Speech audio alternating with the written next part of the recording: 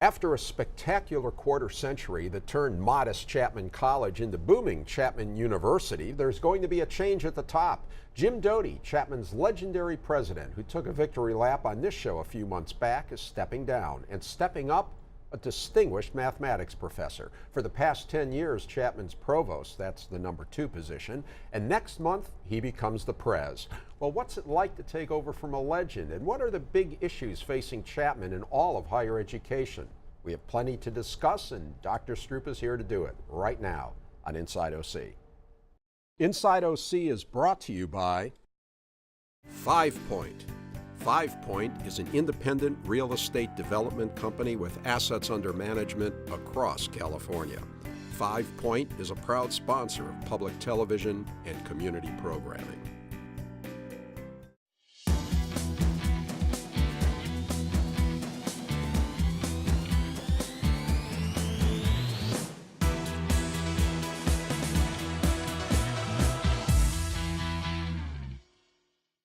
So, the first time I was tense. When I became chair the first time, I was kind of agitated. Yeah, wow. But, yeah. Anyway, so hi, I'm Rick Reiff. Welcome to Inside OC, and I'm talking with the incoming president of Chapman University, Daniele Struppa. And again, Dr. Struppa, thanks for coming on. Congratulations. Thank you. You are soon to become the president of Chapman University. What does that feel like for you? Well, it's exciting. I love Chapman, and I've been at Chapman now 10 years as the kind of #2 guy. So I'm excited at the idea of taking over and moving forward the project that we began quite a few years ago with the president, and I think the university is on a great course, so I'm thrilled. And as your accent makes clear, while you've been at Chapman for 10 years, you didn't start at Chapman University. That's right. So tell us a little bit about Daniele Struppa. Yeah, well, my accent, I guess it gives it away. I'm Italian. I was born in northern Italy with a family that is half northerner and half from Sicily. So kind of a mixed blood. I'm a mathematician. If you ask me what identifies me most, is the fact that I'm a mathematician. I fell in love with math when I was 5 years old, and that's kind of been a constant love throughout my life. I became a professor of math, and then I became a chairman of a math department, and a dean, a provost, and now president, but math remains kind of my underlining thread. Yeah, and doing math, the kind of high-level math that you've done, you get into quantum physics. That's and all right. That. Yeah. What's a title of some paper you've written? Mathematical properties of super oscillations, P bundles and deficiencies, exoteric stuff. Just simple stuff. Right. That's the bad part about math. And one of the things, you're a very distinguished mathematics professor, hard sciences. I mean, you're in that world that most people can barely understand, all of the scientific theories and that kind of thing. Yet you're a big fan of the humanities too. Do they come together? I believe so. I think the reason why I'm a big fan is really because of my parents. I wanted to be a mathematician, as I said, and when I was 14 and had to go to high school, they forced me to go into a classical studies high school. In Italy, our high schools were divided by subject. So the high school where I went, we only did Greek, Latin, philosophy, and literature. Those were the real topics we studied. And the reason they said, you're going to be a mathematician the rest of your life, we want to make sure that you have the foundations in the humanities. And I think that was really the right decision. I was very upset at the time. I couldn't do what I wanted, but it turned out to be the right decision. And so I developed a passion for the humanities, and I think actually math is one of the humanities. People think of math as a technique. You need to use mathematics to build a bridge, to send a rocket in space, but the actual inner workings of mathematics are much more similar to the arts and to poetry and to literature than they are to the other sciences. Yeah. When you get into something like high math, it really does become something of imagination. That's right. I'm glad you mentioned that, because people don't often realize that. They think mathematicians are just very precise and you know how to do all the calculation, but that's not what the mathematics is all about. Mathematics is, how do I come up with a new way of thinking about the problem that will open this door that has been locked for 300 years? People have been looking at this problem for 300 years. They tried all the sides, and you need to find the new little key that will open the door. And that's about imagination. Wow. So you have some big shoes to fill. Jim Doti, Yep. who of course picked you to be his number 2 guy after 25 years of having really built Chapman University, is going to continue teaching, but he's retiring as a president. How does it feel following a legend? Well, it's not good. My philosophy is that you really need to get a job where your predecessor was awful. So you come in, and just because you say good morning when you walk in the office, everybody thinks you are a saint. And just because you don't overspend your budget, everybody thinks you are a genius of finance. Yeah. That's what you need to do. And that's what happened to my life in the past. I became chairman of departments that were not very well run. I became dean of colleges that were not very well run. So that was a very comfortable move. Now, I guess for the first time, I move in a position in which my predecessor was, as you said, a legend. Jim is one of the reasons why I came to Chapman. When 11 years ago, I interviewed to come here, I wasn't really sure whether I wanted to come. I had a very nice job in George Mason University in Virginia. I was happy. We had a beautiful home. But then I met him, and I thought that this was the kind of guy I wanted to work with. I thought he could be a good mentor for me, which he has been. He's been a terrific mentor. And so I learned a lot working with him. So this makes it pleasurable in one way, but on the other hand, it creates a challenge of what do you do that people won't say, Jim would have done differently. Yeah. So let's talk. What would you say Jim's biggest strengths are, and what are your biggest strengths? Well, Jim has a tremendous personality. His emotional intelligence is absolutely through the roof. He's the kind of guy that gets into any meeting and immediately everybody's his friend. He remembers everybody, remembers their families, and so he's very good in creating that sense of comfortableness that makes people be willing to work with him. Right. He's also a very intelligent man, very strategic. I think the success of the university is due to the fact that he was able to develop a strategic vision of the university that was not influenced by the small blips that you experience as you move in a direction. That ability to stay the course. Right. It's also a person of great ethical values, great moral intelligence. So I think that these are kind of the real hallmarks of his, and that's what made him successful. In many ways, I have similarities with him and as well as differences. You mentioned before my interest in the humanities and in the sciences. I think I'm a very well-rounded intellectual. If I were to describe myself, I would think of myself as a well-rounded intellectual, somebody that, despite the fact that my specific scientific interest is in math, I can talk to people from religious studies, to philosophy, to history, and to the business world, and I think that that's going to be an important component in this project that we have to make Chapman a real national renowned university. I think right now we are very strong and very well regarded, especially in the California and the West, but I think we can aspire to be more. And I think that those are the qualities that I can bring to the table. You will be able to have Chapman even up its academic game more than... That's right. On the fundraising, of course, Jim was terrific. What are your plans for continuing that kind of dynamic fundraising that has been so important? Well, I enjoy fundraising. When I was a dean at George Mason, I think I can say I was the most successful of the deans in fundraising there. At George Mason, the fundraising was really delegated to the deans rather than being centralized with the president like it is here at Chapman. I enjoy fundraising because I think we have something very special that we can offer our friends and donors. Fundraising is really, people think of a gift, but in reality is an exchange, is an opportunity for people to participate in something larger that they couldn't otherwise. And I think that I'll be really excited in continuing that direction. Jim will be obviously very helpful to me as he kind of transition me in. You know, when you have made friends with people for 25 years, you can't from one day to another simply say, well, now don't talk to me anymore, talk to him. But I think he'll be my mentor in that phase. So he will continue to assist in the fundraising, and he'll be teaching. Yeah, and he'll be teaching. So now you're his boss. Yeah, I like that. He's been the best boss I could have ever imagined, so there is nothing for me to do there. Okay, fine.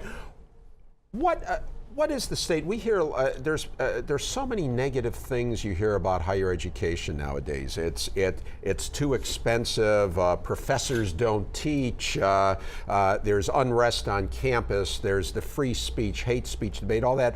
What would you say is the state of higher education? Actually, I think it's much better than what people think.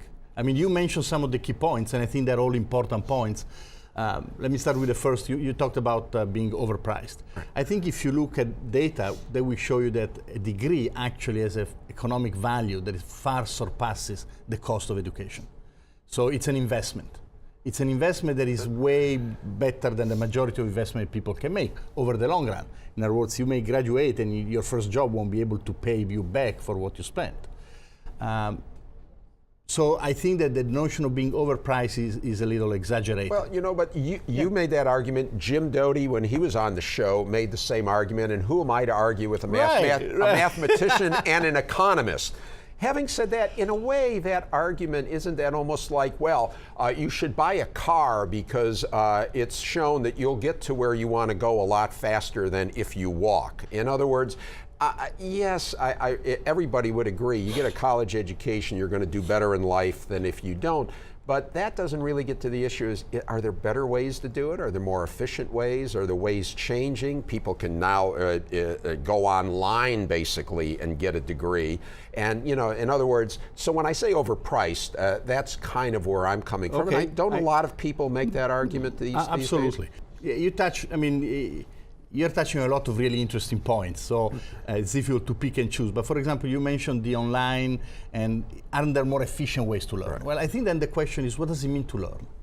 I mean, if to learn means to acquire a certain number of things that you know, of course there are much more efficient ways.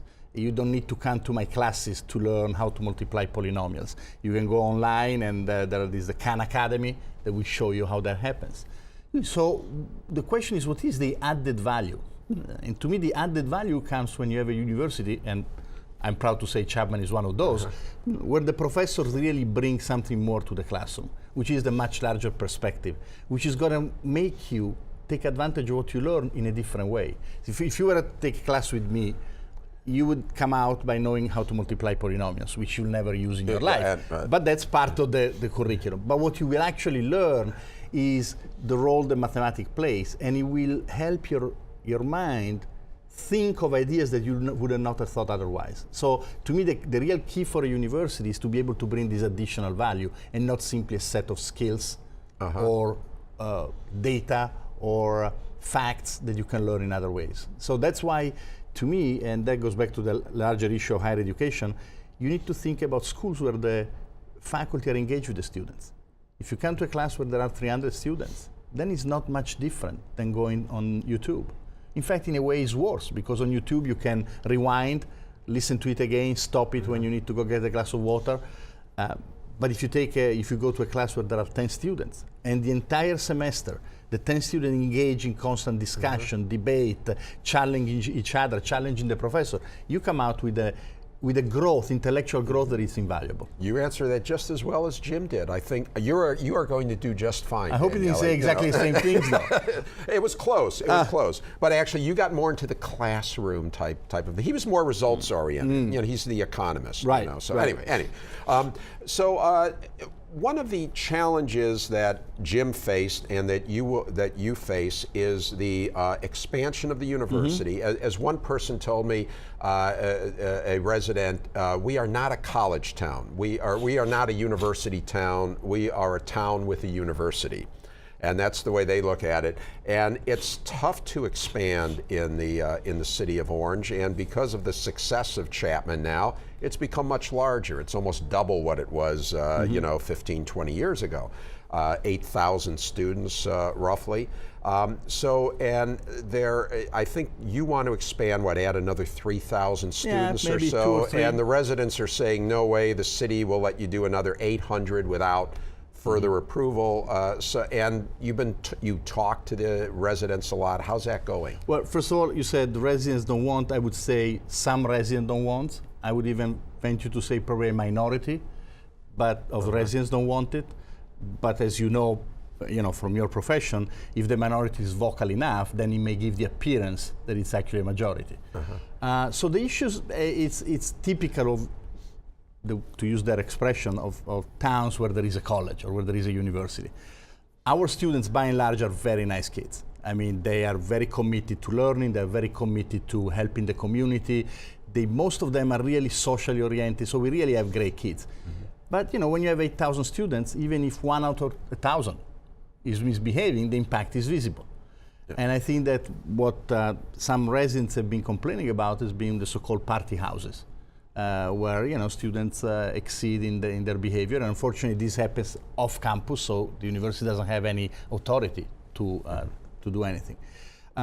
So we had conversation with the city, with the residents, with the mayor, with some of the council people. I think that we're going to find a way to find a middle ground. We will need to help the city by, for example, building more residence halls. We are considering the possibility of making mandatory for students to spend the first 2 years on campus. Now, if this were to happen, I would be willing to guarantee to you that the issue of party housing would essentially disappear. Because we know by experience that students are at their most excitable in the first 2 years. After they've gone through the first 2 years, first of all, they become more mature. They've kind of absorbed the novelty of being independent. Now they've been independent for 2 years, so there isn't this attraction to the party of Thursday night. But also they start thinking about internships, they start thinking about jobs, they're moving into adulthood. And so if we were to have, and we don't have yet the capacity, but we are working on that, if we had the capacity to grant every student and to ask every student to spend on campus the first 2 years, I think that would go a long way toward assuaging some of the concerns of the city. So how do you get that capacity? Well, we'll need to work with the city to help us probably acquire some pieces of land where we can build additional dorms. So that's actually is a good example of how we can work with the city, not in opposition. We cannot have the same goal. They want our students to be less troublesome, and we actually like the idea of having students on campus because this actually is shown to improve even graduation rate because they get less distracted. So these are goals that are compatible. We don't have the room, the space, but the city can probably help us with that. So I think that would be a very positive direction we can work on. So just to close the loop for viewers, about 8,000 students now. You have authority from the city to go up to 8,800. So, but you would like to add on top of that another 3,000. I would say maybe a couple thousand. Okay. Yeah. And that's where you will be negotiating. That's right. With the city and with the and we understand that we let me just say this: we like being in Orange. It's a beautiful city. We would like the city to acknowledge how much we are giving to the city. That's something that is not always. Some of the less happy citizens don't recognize that we bring a tremendous prestige to the city. We have brought tremendous cultural events. Now we opened the beautiful new Musco Center, which means actually you can go to world-class shows just walking out of your home. We have brought tremendous business. I mean, the tax revenue that comes out of having a university like Chapman is gigantic. So we are not just a portion of the city. We are actually a significant positive asset for the city. Right, and I will say I talked to one of the neighborhood folks who works with you, Brian Lockery. He serves on a committee, and while he made clear that there are what I think he would say are definite differences in attitude on this, he spoke highly of you. Well, I appreciate that, and Brian and I have been working very well together. I think this is a good example in which you have people that have ultimately a different goal, but I think we can work together to find something that will satisfy both of us and it will make us both successful in what we want to do. Let's talk about something that might be a little harder to resolve, and that's the debate right now on campus over free speech and hate speech. Where do you come down on this whole debate as to when is speaking your mind going too far? And or should there be any restrictions? Well, as you probably know, I'm a tremendous supporter of free speech, and my position is that either free speech is free or is not free at all. You can't have limitation. Every limitation destroys the notion of free speech. So if we say, well, you can talk about everything, but you can't say anything against, say, the president of the country, like in Italy. In Italy, you cannot insult the president or express negative. It's a crime, it's a specific. Well, who decides that? Who decides what are the set of arguments that it cannot be talked about? And so, to me, and the Supreme Court has been very clear on this. I mean, when this country agreed through the Supreme Court decision that it was protected speech to burn the flag, I think it sent a very powerful signal. I've said this other times. As a newer American citizen, it pains me to see the flag burn because I chose to be an American. I care about America. To see the flag being burned is offensive to me. But it also makes me proud because it tells me we are so committed to the notion of freedom that we are willing to tolerate such an insulting behavior. And that is, to me, the real power of free speech. It means we are so committed to it that you can say stuff that is really disagreeable, that is really disturbing, and I still will protect your right to say it. Now, I will speak back. That's the free speech. The idea of free speech is that we defend ourselves with further speech. And hopefully, I'm going to be more enlightened than you, and people listening to us will come to a conclusion that my position is the right one. What percentage of university presidents do you think right now share your an absolutist view on free speech? Probably not very large, but I don't have a number to give you. I think sometimes the political pressure on presidents and administrators in general is very strong, and there is a tendency of caving. I think it would be a disservice to our students. I want our students to have to face speech that they don't like. Not because I want to bother them, because I want to inoculate them in a way. I want them to become stronger. And you only become strong when you're faced with people telling you stuff that is heinous. If we only say that we love our mom, we don't need free speech to protect us from that. It's only when we say stuff that is offensive that free speech needs to be invoked. So I kind of find a little odd that people would say, oh, I'm in favor of free speech as long as it's not offensive. But that's the only speech you need to protect. Telling you that your tie is very nice doesn't need to be protected. Some would say speech that is dangerous, speech that is threatening, speech that might incite somebody to. Well, we have laws about when speech that, for example, if you yell fire in a crowd. So there are laws, but arguing for a political position that is even that we can consider dangerous is still a protected speech. I think we really should go with what the Supreme Court has been supporting over years. And this is interesting because it's been almost bipartisan. You see how even the decision of on the burning of the flag was supported by conservative judges, which obviously we know would have been significantly insulted by the event. So I think that that's what we should say. Is this a big debate among academics and among administrators? Because it just seems to me it gets at the heart of what a higher education is all about. It's the idea that as your colleague Jim Doti has said, you should be challenged and you should be offended in college. That's what it's all about. And yet, as you said, or as you're supposing, and I think you're right, that most university administrators nowadays do not take that position, and it almost seems. Tenure is this ironclad rule because you want professors to be free to express themselves, and yet so many of them seem willing to give up the idea of free speech. Yeah, I think it's an involution, if you want, of our society. I think it's temporary.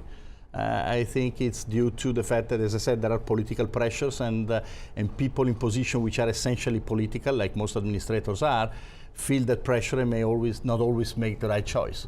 I think, Chapman, we are particularly fortunate because the faculty has voted in strong support of our free speech position. In fact, the entire idea of having a free speech, how should I say, proclamation that we had at Chapman came from some faculty members. So we have the student body support, the faculty support, the trustees supported it.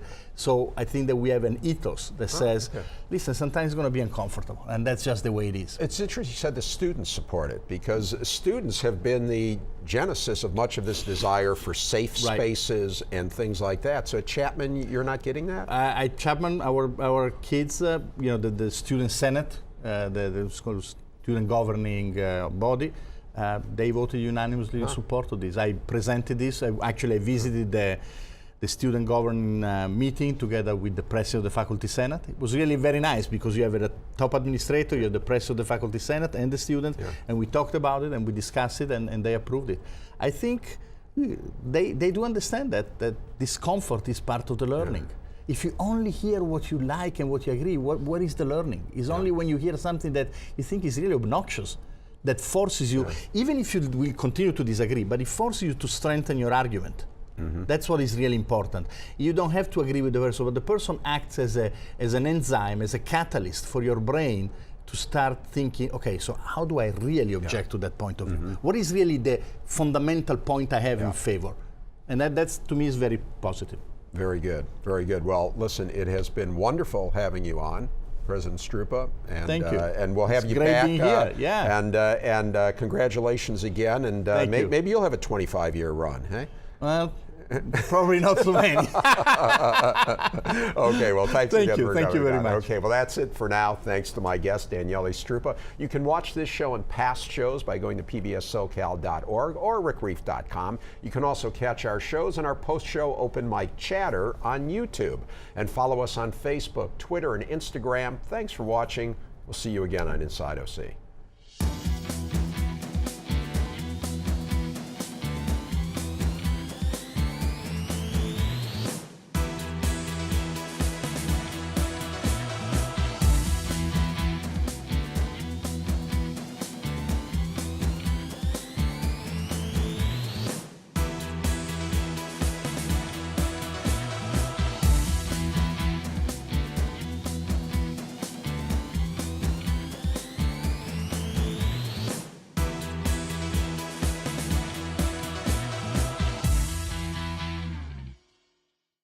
Inside OC is brought to you by 5 Point.